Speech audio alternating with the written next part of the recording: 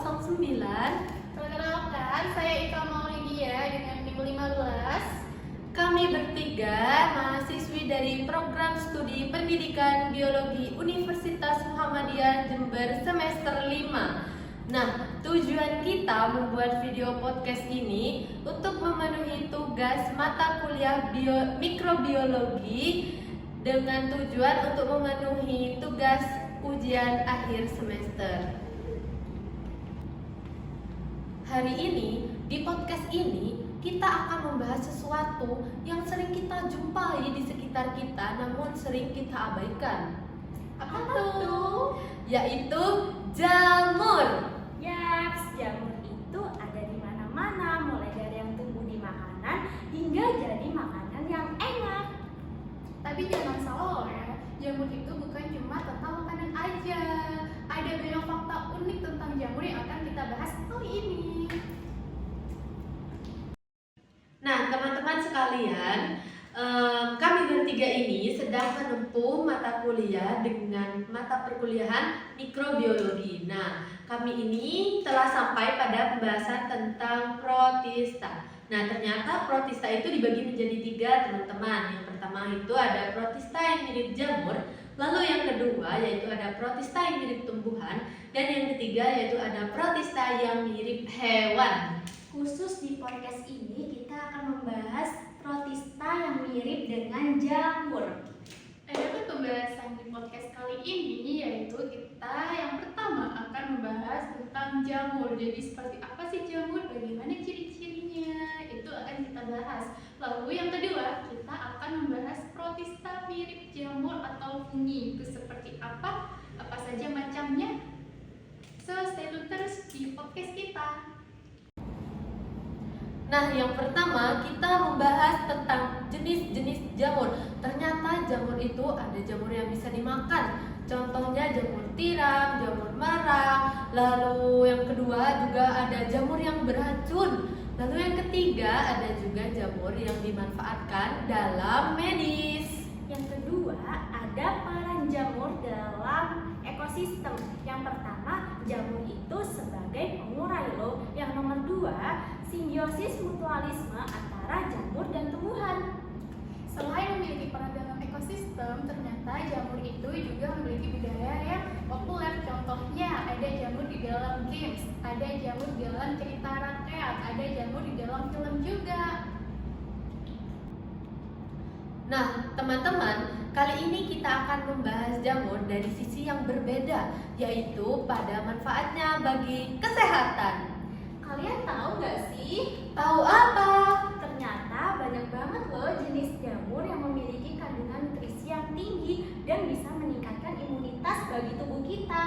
Wah, ternyata jamur itu juga digunakan sebagai bahan obat-obatan untuk berbagai macam penyakit loh.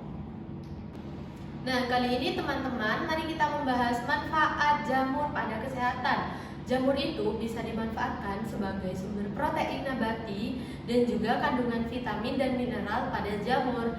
Nah, teman-teman tahu ternyata jamur itu bisa menjaga kesehatan jantung dan juga pencernaan. Tapi tunggu dulu. Bukan hanya itu saja, ternyata jamur itu bisa digunakan sebagai obat tradisional loh. Contohnya pada jamur linci dan jamur shiitake. Wow, selanjutnya itu mitos dan fakta tentang jamur. Apakah jamur itu bisa menyembuhkan kanker? Bisa nggak ya? Kira-kira? Apakah jamur bisa menyebabkan kita halusinasi? Nah, hal ini akan kita bahas pada podcast selanjutnya. So, stay tune. Nah, setelah kita sudah membahas jamur tadi, mari kita sedikit membahas tentang protista yang mirip dengan jamur. Emang ada protista yang mirip dengan jamur? Ada loh teman-teman, ternyata protista mirip jamur itu adalah protista heterotrof yang memperoleh makanan dari organisme lain dengan cara menguraikan atau menelan makanannya. Protista yang mirip jamur itu tidak dimasukkan dalam kelompok jamur sesungguhnya karena memiliki struktur tubuh, cara reproduksi, dan siklus hidup yang berbeda dari jamur sesungguhnya. Wow, dibedakan menjadi 3 kelas atau filum. Yang pertama yaitu ada jamur lendir plasmodial atau Myxomicota. Yang kedua yaitu ada jamur lendir seluler atau Acrosiomycota. Yang terakhir yaitu ada jamur air atau Oomycota. Nah, sekarang kita membahas tentang susunan sel Myxomicota. Pada jamur lendir itu tidak memiliki dinding sel. Sel itu hanya dibatasi oleh membran plasma. Alat gerak dalam jamur ini ada 2 macam. Yang pertama ada pseudopodia, itu artinya apabila dalam bentuk mesamoeba. Yang kedua ada flagella, artinya tipe heterokon dibentuk pada sel kelamin. Nah, setelah tadi membahas tentang susunan sel pada Myxomicota, sekarang kita akan membahas tentang susunan tubuh Myxomicota. Nah, pada Pseudomyxomycetes, tubuh buahnya atau sauerkraut, beberapa jenis tertentu bentuknya itu sederhana, terdiri atas satu tangkai yang membawa satu kelompok spora di ujungnya, dan pada beberapa jenis yang lainnya ujungnya itu bercabang. Nah, tubuh jamur lendir berupa plasmodium yang merayap itu secara amobit pada substrat. Nah, selanjutnya yaitu setelah susunan sel dan susunan tubuh Myxomicota yaitu kelas Myxomicota. Nah, teman-teman, kelas Myxomicota itu dibagi menjadi 6 ordo berdasarkan cara pembentukan spora, warna spora, dan bentuk tubuh buah serta kadar kapur yang dikandung tubuh buah. Nah, keenam ordo itu diantaranya yang pertama yaitu Serratium thales, yang kedua yaitu Liceales, yang ketiga Trichiales, yang keempat Echinosteliales, yang kelima Stemonitales, dan yang terakhir yaitu Phasarales. Nah, tadi kan teman saya sudah menyebutkan tentang 6 ordo. Sekarang kita lebih memperjelas lagi tentang 6 ordo tersebut. Yang pertama ada Serratiomycetes. Itu adalah subkelas jamur lendir yang terdiri dari satu ordo, yaitu Serratiomycetes, satu famili yaitu Serratiomycaceae, dan satu genus yaitu Serratiomyca. Jamur lendir Serratiomyca memiliki ciri-ciri sebagai berikut. Yang pertama, tubuh buah berwarna putih dan banyak bercabang. Yang nomor 2, spora istirahat terdapat pada permukaan tubuh buah yang bercabang-cabang. Yang nomor 3, plasmodium sering muncul sebagai pertumbuhan seperti embun beku berwarna putih atau lapisan tipis berair pada kayu. Yang terakhir, sporania itu berbentuk pilar atau seperti dinding tubuh dari plasmodium. Lalu yang kedua yaitu ordo Liceales. Nah, pada Liceales ini tidak ada kapitalium, tetapi mungkin ada atau tidak ada benang-benang yang serupa itu. Nah, menurut Martin pada tahun 1949 membagi ordo ini menjadi 3 famili dengan 10 genus yang mencakup 43 spesies yang biasanya mudah diperoleh di mana-mana, yaitu yang pertama ada Lysogala epidendrum, yang kedua Tubifera ferruginosa, dan yang ketiga yaitu Dictydium cancellatum. Ordo yang berikutnya yaitu ordo Trichiales. Nah, pada ordo Trichiales ini tubuh buahnya mempunyai banyak kapitalium, jauh berbeda dengan buah Liceales yang tadi sudah dijelaskan. Sporanya itu berwarna muda. Trichiales ini terdapat di mana-mana, terutama pada kayu-kayu yang sudah mati. Nah, yang nomor 4 itu ada ordo Echinosteliales. Spora itu ada yang tidak berwarna, ada juga yang berwarna. Namun warnanya itu ada yang jingga atau kuning keemasan. Dinding spora itu tidak harus rata, melainkan ada penebalan-penebalan yang tidak teratur. Peridium mengalami disintegrasi pada waktu tubuh buah masih muda, sehingga sporangium dewasa tidak terkurung dalam peridium lagi. 2 spesies tidak mempunyai kapilitium, 1 spesies mempunyai kapilitium yang kecil, sedang 1 spesies lagi kapilitiumnya itu merupakan jaring-jaring. 3 di antara 4 spesies dapat menghasilkan plasmodium jika dipiara dalam protoplasma. Salah satu contoh spesiesnya yaitu Acinosterium minutum. Nah, lalu yang selanjutnya yaitu ada ordo Stemonitales. Nah, di Amerika Utara itu terdapat 3 famili dengan 12 genus yang mencakup 64 spesies. Peridium maupun Capilitium itu tidak berkapur. Akan tetapi, tangkai tubuh buahnya itu mungkin dapat mengandung kapur. Nah, biasanya banyak Capilitium itu serupa benang dan berwarna abu-abu tua. Nah, yang selanjutnya yaitu ordo Physalis. Nah, ordo ini itu mencakup Mesogastres yang tubuh buahnya mengandung banyak kapur, berbeda dengan yang tadi dijelaskan oleh rekan saya. Nah, ordo ini terdiri dari 2 famili dengan 12 genus yang mencakup banyak spesies. Dari genus Physarumi dikenal 68 spesies.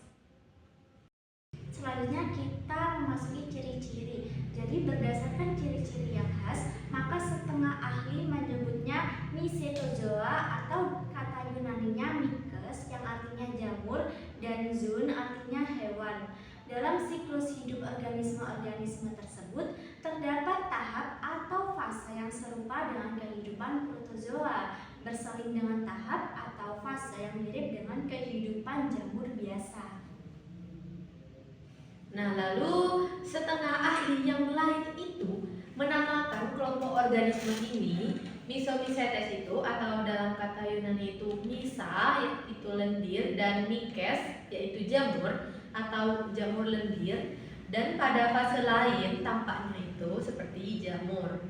Nah, makanan jamur lendir sendiri itu ada bakteri, protozoa, dan mikroorganisme yang lain. Nah, dalam hal ini dapat dikatakan mereka itu membantu manusia dalam kata pembersihan lingkungan. Nah, di samping itu, jamur lendir berguna sebagai bahan studi protoplasma dan morfogenesis dalam laboratorium. Nah, jadi teman-teman, jamur lendir ini dia itu hidupnya bebas dan dalam fase lendir dapat berpindah-pindah dengan menjulur ke tempat-tempat lain yang mengandung banyak makanan. Nah, siklus hidupnya itu ada 2 fase. Yang pertama fase vegetatif yang diselingi dengan fase kedua yaitu generatif. Dalam fase vegetatif itu bentuknya serupa seonggok lendir protoplasma tak berdinding dan menjulur kemana-mana seperti amuba. Dalam fase generatif, bentuknya tetap dan terpaku pada suatu tempat tertentu. Nah, bentuk itu adalah tubuh buah di mana spora-spora kembara dibentuk. Kebanyakan jamur lendir itu menghasilkan tubuh buah yang cerah warnanya seperti warna kuning begitu. Tubuh buahnya itu berdinding atau peridium. Untuk fase pembentukan tubuh buah dengan spora itu disebut fase generatif atau fase pembiakan.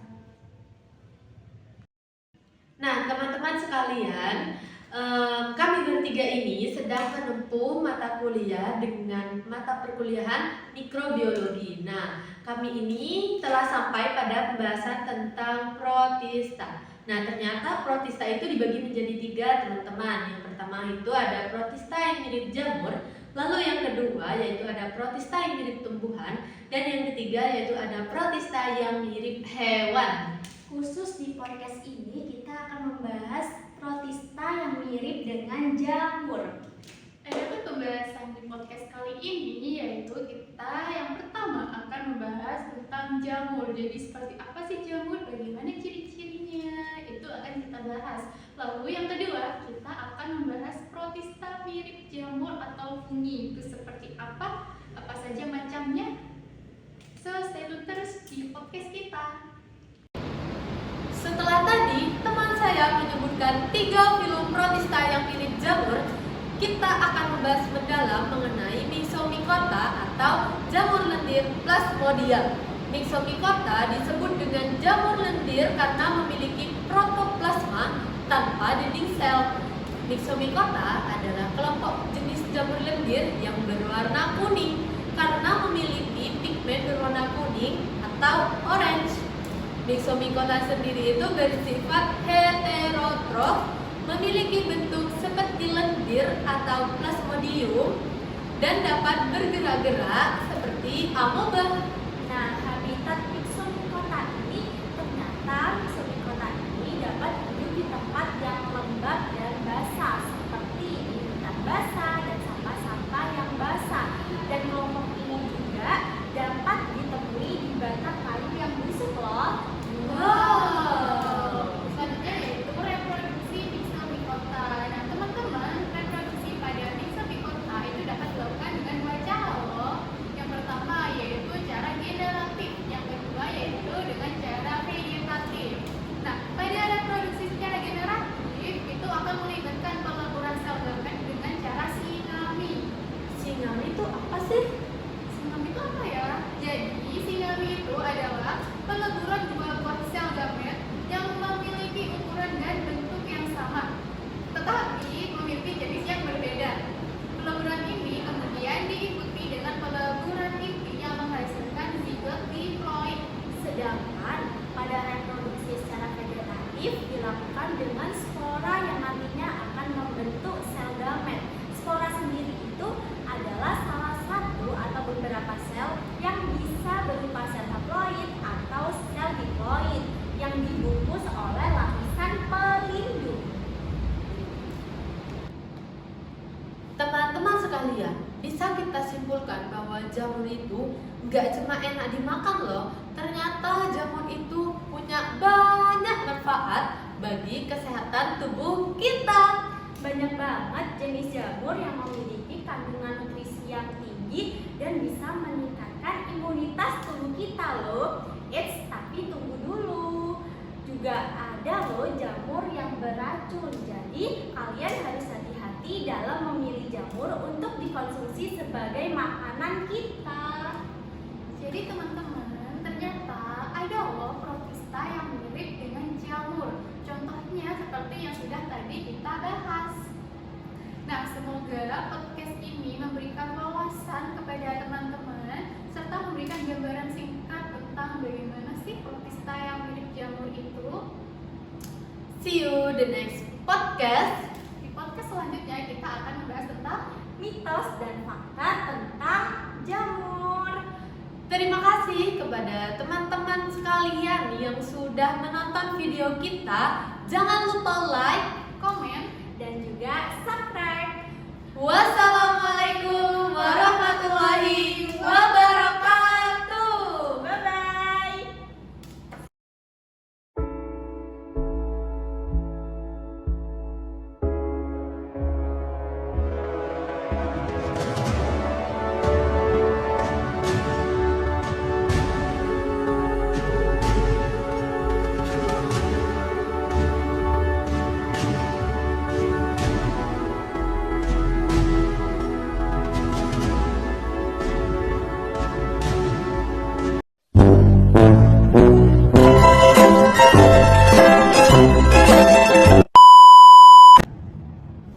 Assalamualaikum warahmatullahi wabarakatuh.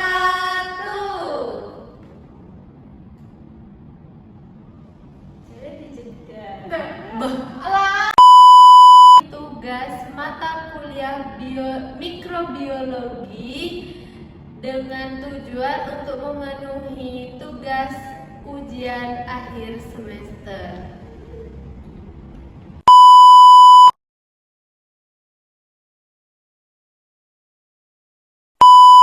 Assalamualaikum warahmatullahi